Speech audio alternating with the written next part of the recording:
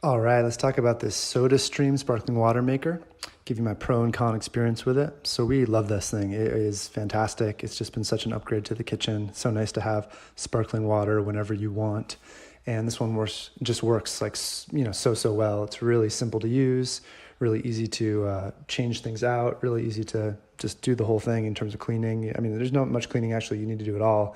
It's just very straightforward. So yeah, it's fantastic in terms of making sparkling water. I love that you can just do it, in no time at all. And these CO2 cylinders that it comes with, last a long, long time. I think you can do like 60 or 70 liters of water with each one.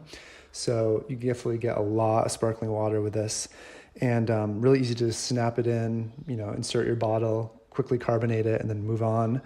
And so great too how you can use different flavors. So there's a bunch of different flavors where you can create flavored sparkling water very simply and easily. And it's great for just like around the house, having a bottle when you're working or hanging out. But it's also great for parties or having people over and just creating like a carafe of sparkling water. Definitely is an upgrade to everything.